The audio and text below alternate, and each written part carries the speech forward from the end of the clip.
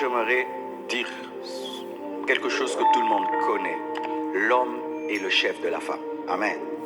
C'est quelque chose que l'Église doit beaucoup répéter. Parce que si nous ne répétons pas, je vous assure, avec l'évolution du monde actuel, c'est un passage de la Bible qui bientôt sera enlevé, qui ne sera plus prêché dans les églises parce que les pasteurs ne voudront pas déranger. Un pasteur qui veut être moderne ne doit plus insister sur le verset qui dit que l'homme est le chef de la femme. Lorsque tu veux être à la mode, n'en parle pas parce que les femmes n'en veulent pas. Même les femmes chrétiennes ont un problème avec ce verset. Quelle est la sœur ici qui a un problème avec ce verset? Lève la main, on va te délivrer. Mais oui, beaucoup de femmes ont un problème avec ce verset. S'ils étaient là quand on lisait, on écrivait la Bible, ils allaient dire Dieu, enlève ce verset. Je ne l'aime pas. Ah oui, beaucoup de femmes n'aiment pas ce verset. Ils aimeraient dire que l'homme est égal à la femme. Oui, l'homme est égal à la femme sur le plan de la foi, mais sur le plan de l'autorité, de la hiérarchie, c'est Dieu qui a déclaré l'homme chef de la femme. Pourquoi? Parce qu'il a créé l'homme avant la femme. Toutes celles qui n'acceptent pas que l'homme est le chef de la femme, donc voulait dire que Dieu a créé d'abord Ève, ensuite il a créé Adam. De deux, si vous ne savez pas, l'autorité de l'homme sur la femme n'est pas fondée sur lui-même. Il est fondé sur sa prééminence sur la femme, dans son existence et dans sa création.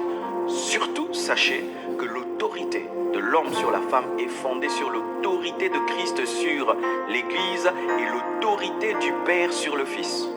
Celui qui s'oppose, ou celle qui s'oppose à l'autorité de l'homme sur la femme, s'oppose à l'autorité de Christ sur l'Église et à l'autorité du Père sur le Fils. Et c'est terrible, mes frères et sœurs. Donc c'est toucher à quelque chose de doctrinal. Toute femme chrétienne qui ne veut pas de ce verset, tu ne veux pas aussi de l'autorité de Jésus sur l'Église et de l'autorité du Père sur le Fils. Parce que c'est ce que Paul dit dans 1 Corinthiens 11, verset 3. Il dit ceci: « Je veux cependant que vous sachiez que Christ est le chef de tout homme, que l'homme est le chef de la femme et que Dieu est le chef de Christ. » Il y a trois choses qui nous sont présentées: l'autorité de Jésus sur l'Église, l'autorité du Père sur le Fils et l'autorité de l'homme sur la femme. Tu ne peux pas enlever une partie et garder l'autre. Lorsque tu enlèves l'autorité de l'homme sur toi, tu as enlevé également l'autorité de Christ sur toi et l'autorité du Père sur Christ.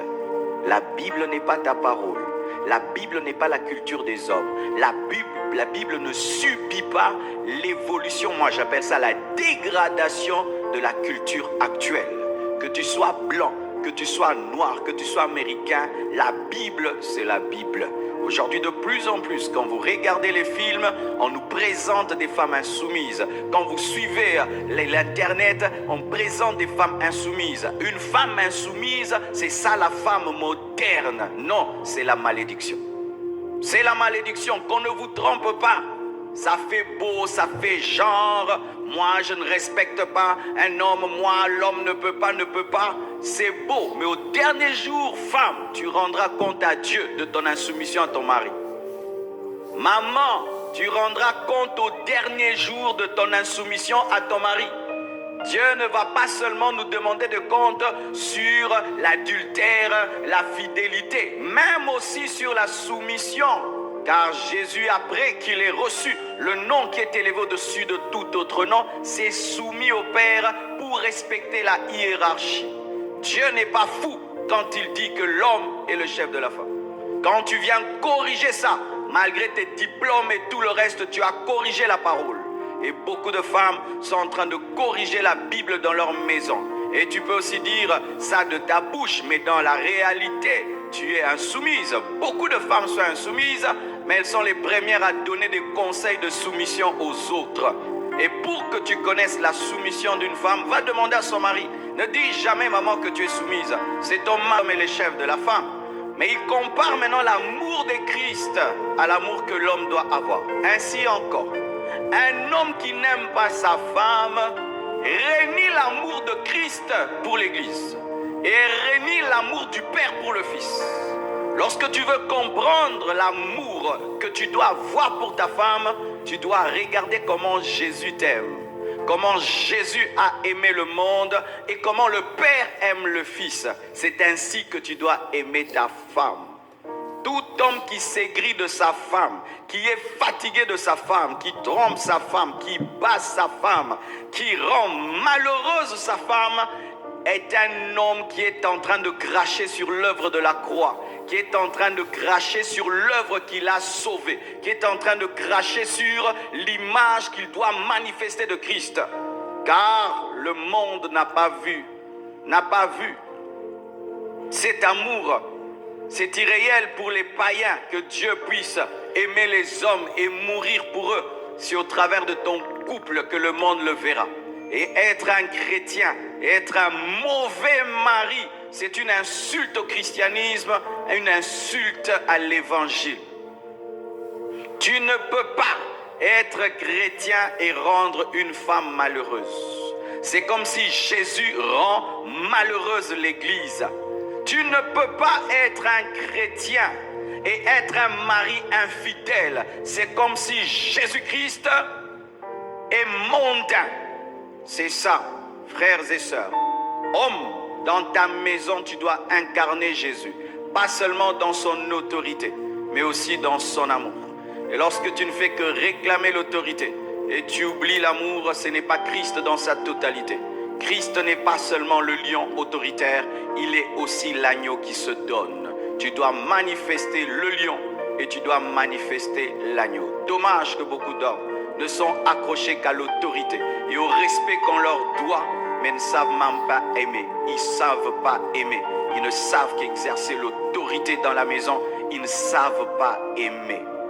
Apprenez à aimer, on saura vous obéir. Car la première chose que Christ a faite, il n'a pas manifesté le lion, il a manifesté l'agneau. Et lorsque tu es un homme, tu veux amener ta femme à la soumission, ce n'est pas en manifestant le lion que tu amèneras ta femme à la soumission, c'est en manifestant l'agneau que ta femme reconnaîtra le lion. Nous avons été sauvés par l'agneau et nous sommes soumis au lion. Amen. La Bible est le livre le plus équilibré. Certains qui disent les gens utilisent la Bible pour maltraiter les femmes. Non, quelqu'un qui lit très bien sa Bible ne peut pas maltraiter une femme. Ne peut pas maltraiter même un animal. Ne peut pas maltraiter un être humain. Quelqu'un qui connaît la Bible ne peut pas maltraiter un être humain. Toutes les personnes qui maltraitent les autres au nom de la parole de Dieu n'ont pas compris l'esprit de la Bible. Parce que tu peux avoir la lettre sans avoir l'esprit de la lettre. La lettre tue, c'est l'esprit qui vivifie. Amen. Éphésiens 5, versets 22 à 24 confirme ce que je viens de dire. Femmes, soyez soumises à vos maris comme au Seigneur. Lorsque une femme se soumet à son mari, elle ne se soumet pas à son mari, elle se soumet au Seigneur. Et là, c'est une motivation, maman. Lorsque tu as un mari bizarre et tu as envie vraiment de te rébeller à lui, arrête de voir ton mari, vois Jésus. Et soumets-toi à Jésus qui est en lui. Alléluia. Et Dieu t'accordera une grande récompense. Pour ceux qui ne savent pas, toutes les bonnes femmes au ciel seront récompensées. Et toutes les femmes qui ont supporté des maris bizarres auront une plus grande récompense. Car si tu peux supporter un bon mari, c'est normal. Mais quand tu supportes un mari bizarre, il a tout pour que tu le quittes.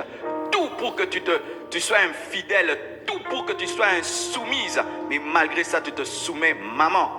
Au ciel, tu auras une grande récompense, plus que cette femme-là qui a eu un bon mari facile à aimer. Et aussi, tout homme, tu as une femme bizarre. Elle a tout même pour que tu divorces et que tu la trompes. Elle a tout pour que tu t'en sépares. Mais tu l'aimes, tu la chéris.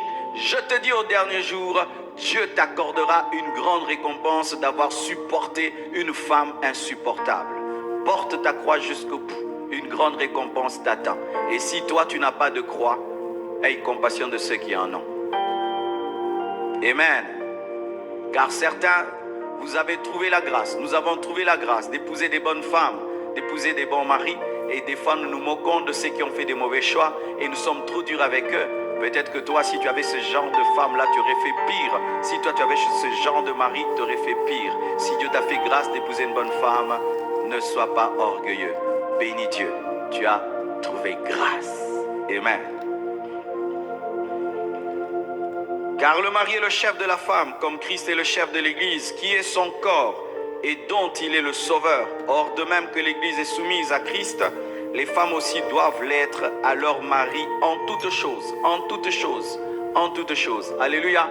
En toutes choses. Une femme ne peut pas prendre des grandes décisions sur sa vie sans consulter son mari. Aujourd'hui, il y a des femmes comme ça. Elle est mariée, mais dans son mode de vie, il n'y a rien d'une mariée. Elle prend des décisions. Son mari apprend tout. Apprend tout. Ah, j'avais pris cette décision. Ah, ok. Son mari ne sait rien. Elle décide toute seule et puis elle dit qu'elle est mariée. Tu n'es pas mariée, tu as une bague au doigt. Tu as une bague au doigt. Tu n'as pas l'esprit du mariage. En toutes choses, dans les petites et dans les grandes choses. C'est pourquoi je dis toujours aux célibataires, si la soumission te rébute, c'est-à-dire tu n'en veux pas, n'entre pas dans le mariage. Si te soumettre à un homme, c'est quelque chose que tu trouves dégoûtant, déshonorant, humiliant, ne te marie pas. Ne te marie pas. Vous allez faire un monstre. Et si aussi, homme, tu sens que tu es incapable de te contenter d'une femme toute ta vie, 40 ans, 50 ans, 60 ans, d'une seule femme, ne te marie pas. Que Dieu t'accorde le don de célibat. Now, in Jesus' name.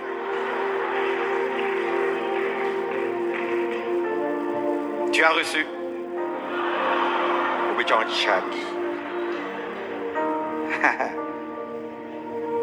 Mais oui, je peux parler.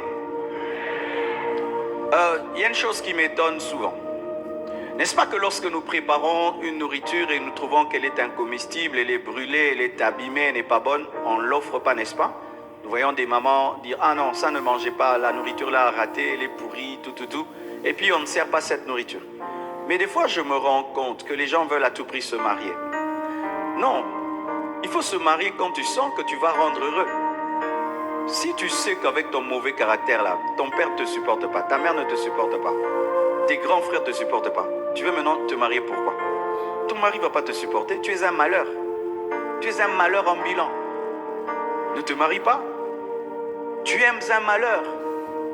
Quand tu sais que tu as des défauts, tu réponds mal aux gens, tu as un caractère bizarre, prie que Dieu te change d'abord, ne te marie pas.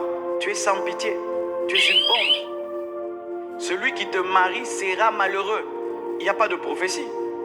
Mon frère, tu es un impudique, tu n'es même pas encore délivré de l'impudicité. Pendant que je parle là, tu es impudique. Pourquoi tu veux te marier? Tu vas faire souffrir la fille là? Tu penses que le mariage délivre de l'impudicité? Ce n'est pas l'œuvre de la croix. Si l'œuvre de la croix ne te délivre pas de l'impudicité, le mariage ne va pas te délivrer. Oh, je brûle, je me marie. Non. Jésus doit te délivrer d'abord. Chers frères, chères sœurs, vous qui êtes des porc-piques, vous qui êtes des personnes insupportables, avec des caractères bizarres, et vous-même vous le savez, ne vous mariez pas. Attendez que Dieu vous change d'abord. Ensuite, mariez-vous. Parce que vous serez un malheur et une souffrance pour la personne qui va vous marier. C'est pourquoi je demande souvent aux chrétiens d'avoir de l'amour. Toi, tu t'es retrouvé dans le mariage, l'autre s'est retrouvé. Oui, toi, tu as un mauvais caractère, l'autre a un bon caractère. Toi, tu es heureux. Et lui maintenant. Et lui. Tous les jours, doit prier, Seigneur, aide-moi à supporter encore, à supporter encore, à supporter encore. Donc, tu veux faire maintenant l'autre une vie d'intercession au lieu qu'il mène une vie d'adoration. Ne vous mariez pas. Attendez, changez. Je vous dis la vérité, c'est très sérieux. Et si vous ne me prenez pas au sérieux et vous mettez en avant de porter des bagues et de venir ici sans accepter que la parole et le Saint-Esprit vous changent, vous aurez des mariages malheureux. Car ce qui fait un mariage, c'est le caractère. C'est le caractère. Quand vous trompez pas, ce n'est pas l'argent, ce n'est pas la sexualité. Vous pouvez avoir une très bonne sexualité, après vous vous chamaillez. Vous vous chamaillez. Il y a des gens qui pensent que si la sexualité est parfaite, on serait heureux. Vous pouvez finir là et vous vous battez. Et vous vous battez. Alors faites très attention. Est-ce que tu es mariable, épousable? Si tu ne l'es pas, si un homme vient et dit je vais t'épouser, dis prie que Dieu me change. Onyo kwa ma papa. Est-ce que vous bondez bien? Nzamba fongolio miso. Naza dragon. En français. Mon frère, est-ce que tu as prié? Tu as prié, tu as prié. Je suis une dragonne.